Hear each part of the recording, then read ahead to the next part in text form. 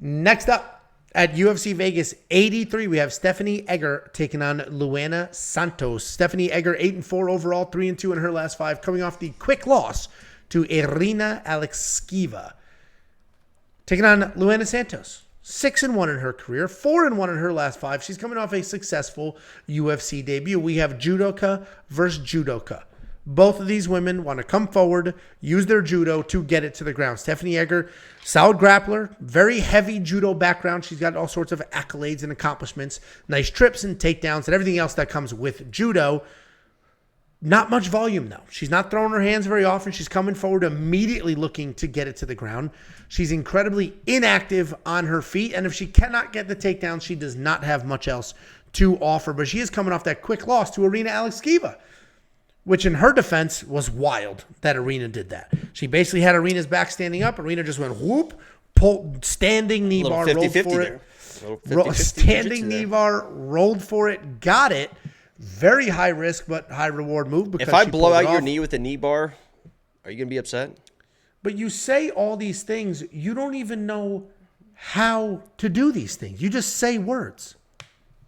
How impressed? I'll be honest with you. Or be honest with me, how impressed were you when you were watching the live stream? Because Angel watches all my live streams. He's my biggest fan, honestly. When I called out that 10-figure choke, though. Because that was you don't really see that very often. And for me to immediately recognize that was a 10-finger choke that he was getting Guido with, I mean, I thought that was pretty good. I don't know if it was a 10-finger choke, but just you knowing that name is I mean, he was right under there, and Clay abandoned the takedown and was like, oh, I got to address this. Clay knew what was going on, but yeah, he was right there with it. Show me with your hands right now what a 10-finger choke looks like. Yeah, it's right. So first... Yeah. No, you're right. Yeah, good angle. No, I got it. I mean, it's not with an arm. It's with your hands. You're choking with your hands. You just go like this. Dude, there was apparently you're not allowed to do that, which is like the craziest thing in the world. There was a fight where somebody was in full mount and they put their hand just to control the person on their neck. And of course it was Chris Tylonely. And he's like, don't choke, don't choke, don't choke. It's like, they can choke out any way they want, they can't just grab them. There's a famous clip from Joe Rogan talking about it in a fight. He called it a rape choke. Right. Anyway. But Chris Tyloney's like, don't choke, don't choke. It's like, I can elbow you in your face and I could. So if they dug their forearm in for you could choke with your hands you can rip somebody's esophagus out though. Anyway. Stephanie Egger. The bad surgeon. No. We're in the middle. In the middle of this, we're not. Stephanie Egger needs to get it to the ground. High-level judo practitioner. But so is Luana Santos. She's a slick grappler. She has nice judo throws as well. She's not nearly as accomplished as Stephanie is, but that is her style. That is the takedowns that she wants to get. She wants to throw. She wants to trip. She wants to do all of those things. And once she gets it to the ground, she's got really good pressure on top. She'll maintain positions.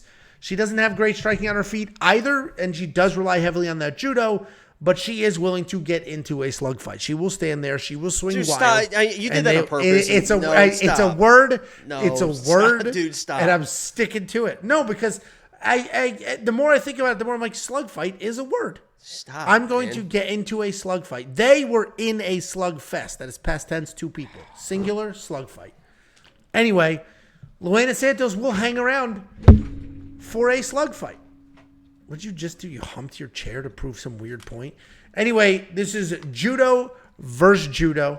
One of these women's 35 years old. The other one is 26. One of these women is willing to slug it out on her feet. The other one averages fewer than 2 significant strikes per minute. I'm going to go Luana, younger, hits harder, faster. Not the more accomplished grappler. Stephanie Egger could absolutely ragdoll her, toss her around if Luana Santos allows her to. But if she doesn't, if Luana comes forward, Luana swings, Luana gets the takedowns, then Luana's going to win this fight. I do think Luana gets this done. She's going to go ahead and be the pick. I think it's a little bit wide, though. What do you think? Does this scare you at all? Chairmaster. To see this? Not even a little bit.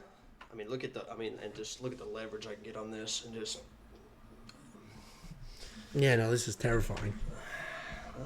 I think you should be a little bit concerned at the minimum. Not at all. I was showing you the 10-finger choke, too. I did it correctly, so... Okay. Just self-evaluation. Okay. So when it comes down to this fight, honestly, they are pretty much, they're pretty much like the same person. Stephanie probably is the better, like, pure judo practitioner, but they're both a little bit sloppy in the striking. They both get hit. I think they're both actually pretty tough. But to me, this comes down to who is the tougher girl. And I found out that Luana Santos in that last fight versus Juliana Miller is a really, really tough girl, because Juliana Miller was trying to out-tough her, just kind of throw heavy in the pocket. And she was just eating shots, just giving shots, and she did not give a fuck. So, I think that everything is kind of a wash. I think Luana's going to have the pressure, the striking, the toughness. And if she ends up coming in and smoking Stephanie Egger, maybe Juliana Miller's not as bad as we thought. You know what I mean? Veronica Hardy last week looked fantastic, right? I mean, she snuck out. Towards late, she started getting bullied a little bit. But early on, she looked fantastic. If Luana comes in and smokes Stephanie, I think we might get Juliana Miller for a title shot here next year. These are the things coming out of your mouth today? I said I was taking this serious. Carlos Hernandez wins. Juliana Miller's going to be champ next year. I said I was taking this serious. So Luana Santos is the pick? People are saying whoa, hold on. People are saying they saw the chair tap. Did you see the tap? I didn't see I did not. They're saying they're seeing a tap. There was no tap called, but they're saying they're seeing the tap. Yeah. I guess just the TKO on the chair. Last year you got it pregnant. This year you're beating it. Is that domestic violence? It's happening in the house. There's a big argument. There's a big argument about what domestic violence is because of the Jamal Hill stuff. Because it was like trying to it seemed like that headline was trying to assume the headline definitely baited people into that he was beating up his girlfriend or something. Yeah. Yeah. I mean, it is technically that is domestic violence, because domestic violence is anybody in the house.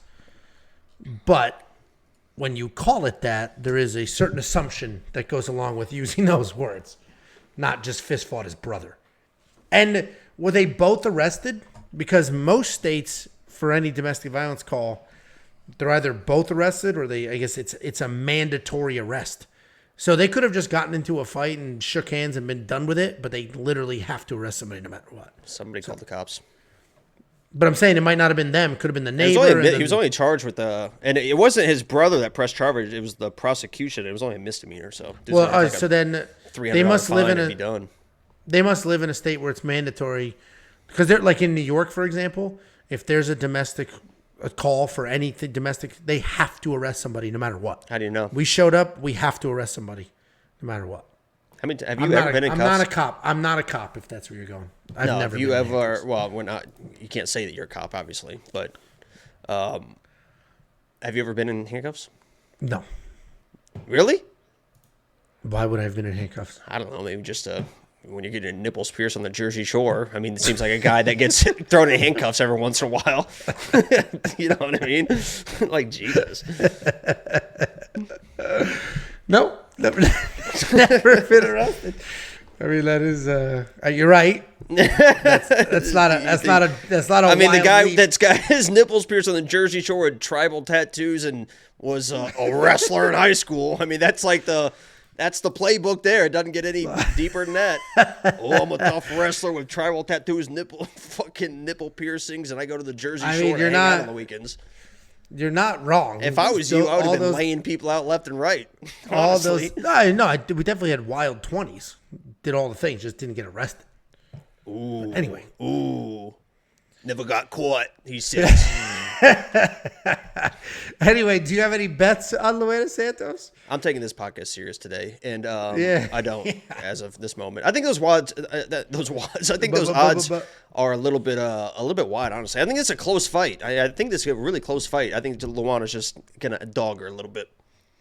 I don't think it's close, but I do think either one of them could win. Like if Stephanie Egger starts tossing Luana around, that's it.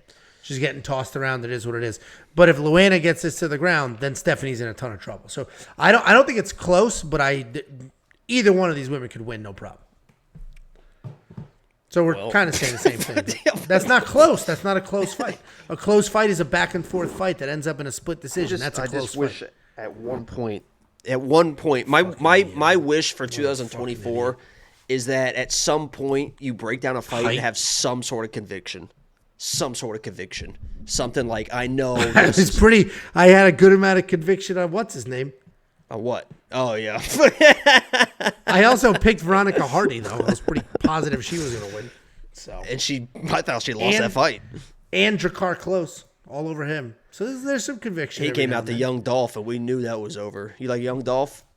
I don't know. Dude, you saw my life. I can't even do this. You see the sweatshirt? Animals. I mean, what the fuck is on this fucking hoodie? It's like a wilderness hoodie or something. It is the most comfortable piece of clothing I own. And I got a Midwest chopping, baby. Isaac Dolgarian. Isaac goes to Factory X. Cody Brundage. Yeah. Well, anyway. Sore subject. $7,600 for Stephanie Egger. If you think she gets the judo going, then she's absolutely got to be in your lineup. $8,600 for Luana Santos. It seems like a lot of money, but all of a sudden she slugs it out on her feet, gets a toss in there, gets it to the, like, all of a sudden she can be worth that money.